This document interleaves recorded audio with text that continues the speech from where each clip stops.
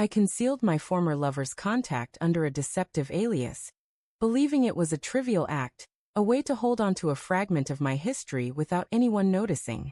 But secrets are like fractures in a fragile pane of glass. They inevitably widen. When my spouse discovered the truth, my entire existence crumbled in ways I could never have foreseen. I'm now divorced, left without alimony, and completely cut off from the man who once vowed to cherish me forever. When I wed Daniel, I believed I was choosing a life of security, a partner who would never let me plummet as my ex had. In many ways, Daniel delivered. He was diligent, dependable, a husband who fulfilled his role with unwavering commitment. Yet deep within, a quiet voice persisted, murmuring memories of the man I'd left behind, the one I convinced myself I no longer loved but secretly wanted to keep tethered, just in case. It wasn't as though I intended to betray Daniel or dismantle our marriage. But one evening, when loneliness struck with unbearable weight and Daniel lay asleep on the sofa after a grueling day, I found myself scrolling through my phone, entering my ex's number to see if it's still connected. When his voice came through after years of silence, a part of me felt truly seen, a sensation I hadn't experienced in ages.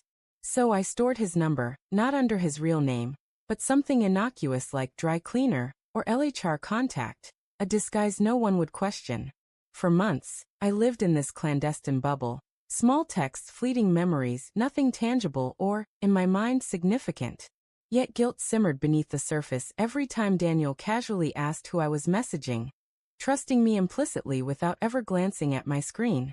His faith in me was absolute, handing me my phone when it vibrated without a hint of suspicion.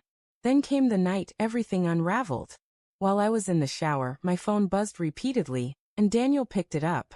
He saw a chain of messages from Ella HR, far from professional in tone. He scrolled through, uncovering conversations with my ex, filled with laughter and shared intimacies that belonged only to my husband. When I emerged from the bathroom, Daniel sat on the edge of the bed, my phone in his hand, his face etched with a devastation so profound he barely resembled himself. He didn't raise his voice at first, didn't hurl the phone across the room. He simply looked at me, his expression pale and shattered, and asked a single question that cut through me. "Why would you betray me like this?" I stood there, water dripping onto the floor, facing the man I'd vowed to cherish, unable to offer an answer that didn't reek of treachery cloaked in excuses. The argument that erupted was merciless. His voice broke with fury, mine with tears, as accusations, denials, and frantic apologies spilled from me. But words couldn't undo the wreckage. The trust we'd built was obliterated, and trust, once lost, rarely returns. Within days, Daniel initiated divorce proceedings.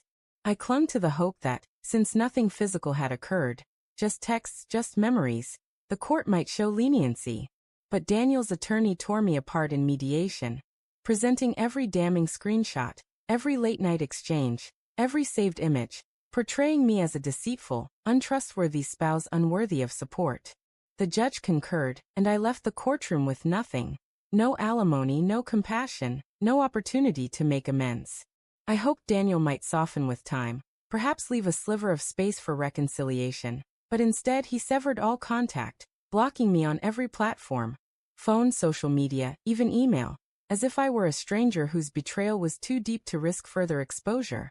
Now I sit in a cramped rented room, surrounded by unpacked boxes, endlessly replaying my choices.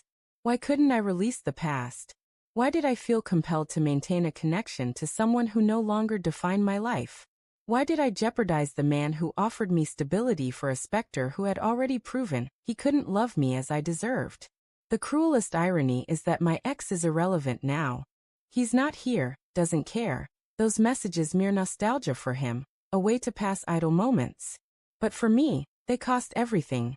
My marriage, my home, my future. While he moves forward unscathed, I bear the consequences alone.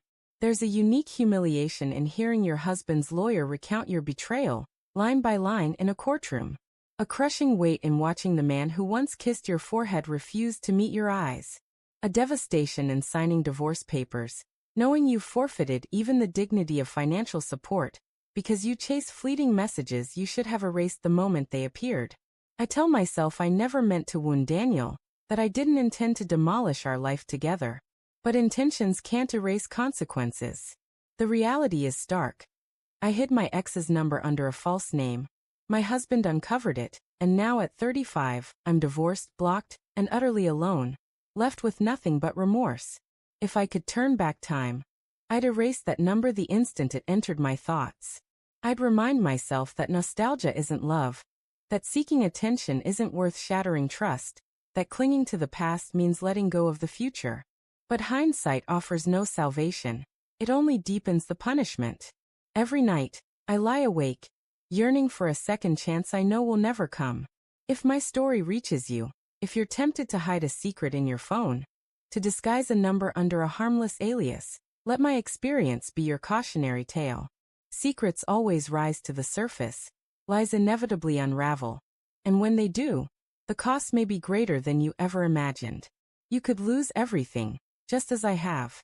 I thought I could hold on to my past and my marriage simultaneously, but in the end, I lost them both, and neither will ever return.